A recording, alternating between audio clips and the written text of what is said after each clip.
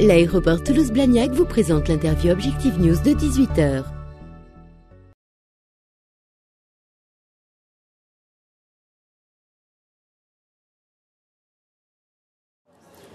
Bonsoir et bienvenue sur objectivenews.tv. Nous avons le grand plaisir d'accueillir ce soir Jean-Pierre Dujon-Lombard. Bonsoir. Bonsoir. Vous êtes le créateur de Criollo Chocolatier, une entreprise qui est née en 2002. Vous pouvez nous en parler pour commencer ? Alors écoutez, c'est une idée que j'ai eue parce qu'en fait je voulais proposer aux Toulousains du chocolat d'origine et le faire à la fois du bon chocolat et surtout leur expliquer d'où vient ce chocolat et leur faire bien comprendre qu'il y a vraiment des différences de goût énormes entre les différentes origines de cru de cacao. Sachant que vous n'êtes pas originaire de ce métier. Du tout. J'ai fait une école hôtelière, j'ai fait l'école hôtelière de Mazamet et j'ai fait un BTS à l'école hôtelière de Paris. Après j'ai fait un parcours dans la grande distribution. J'ai travaillé par hasard pour la vente de machines agroalimentaires et une petite partie de ces machines était réservée aux chocolatiers. C'est là où j'ai rencontré ce métier puisque dans les écoles hôtelières, à l'époque, dans les années 80, le chocolat n'était pas du tout connu comme il l'est aujourd'hui. D'accord. Alors votre spécificité, c'est de travailler exclusivement, ou quasi exclusivement je crois, avec des cacaos d'origine pure, si j'ose dire. Pour quelles raisons ? Alors c'est pour le goût en fait. La différence entre un chocolat de Madagascar qui est très acide et un chocolat du Venezuela qui est très chocolaté en profondeur, c'est vraiment quelque chose de vraiment très très différent. Donc quand vous êtes en boutique, on vous l'explique, on le fait goûter et les gens voient de suite la différence. Or, actuellement, on vous sert des chocolats dans la grande distribution qui sont de qualité, mais qui sont réglés à un goût commercial. Alors que nous, on essaie de vous donner les chocolats d'une partie d'une plantation, on laisse le goût et on le sert tel qu'il est. D'accord, ça peut donner justement donner lieu à des chocs un petit peu, puisque clairement, on a des papiers un peu standardisés. Clairement, effectivement, il y a des gens qui sont complètement surpris parce qu'ils ne s'attendent pas du tout à avoir ces goûts-là. Mais très très vite, le consommateur s'habitue et vraiment le gain qu'on a sur ces chocolats de pure origine, c'est très souvent la profondeur des arômes chocolatés. Donc on s'y laisse très très vite habitué et une fois que vous avez goûté un chocolat du Venezuela qui vous reste un quart d'heure où vous avez le palais qui est rempli de chocolat, vous ne pouvez pas revenir en arrière. D'où ce qui viennent justement vos chocolats? Alors, Venezuela, toute la bande équatoriale, on peut faire du cacao sur toutes les bandes équatoriales. Alors le Venezuela, historiquement, c'est le berceau du cacao puisque dans le bassin du l'Orénoque, tous les cacaos du monde viennent de cette région-là.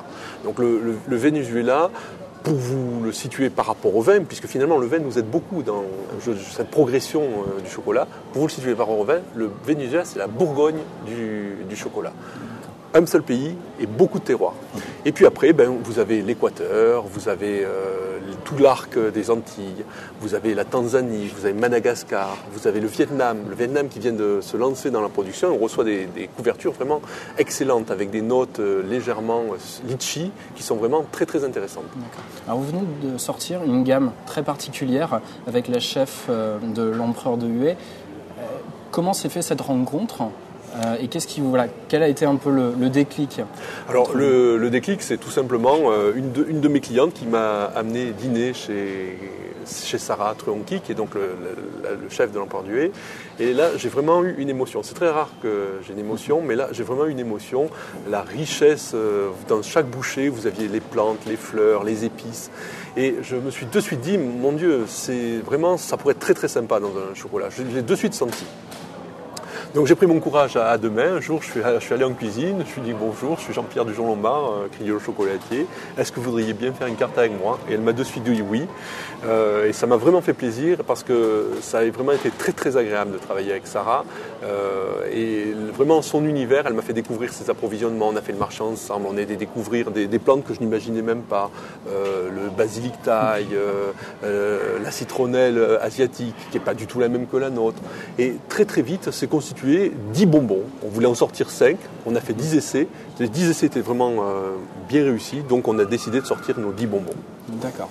Un mot sur le développement de l'entreprise Criollo. Quelles sont vos perspectives ? Alors, les perspectives immédiates en termes d'outils de production, on va doubler la surface de notre atelier. On est maintenant devenu un petit peu à l'étroit. Et en nouveauté, on refait toute notre gamme d'origine. On est en train de réétudier toutes nos gammes d'origine et on va lancer à la rentrée des cours pour les particuliers comment créer son propre chocolat chaud à base de tablettes de chocolat et non de poudre, vraiment à base de chocolat d'origine. C'est compliqué? Très très simple.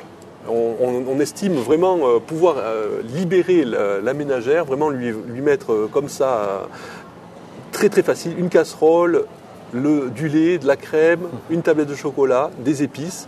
Et au gré de sa créativité, elle va pouvoir créer un petit chocolat chaud, adapté aussi à l'ambiance, des chocolats chauds plus frais pour les zones un petit peu plus chaudes, des chocolats chauds plus épais, plus onctueux pour les temps plus froids.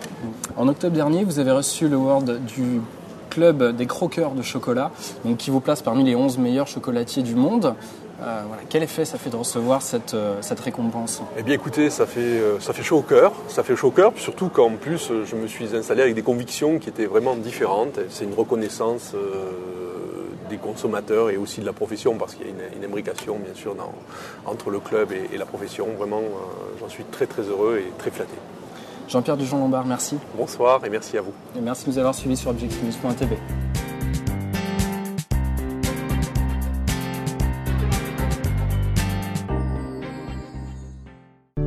L'aéroport Toulouse-Blagnac vous a présenté l'interview Objectif News de 18h.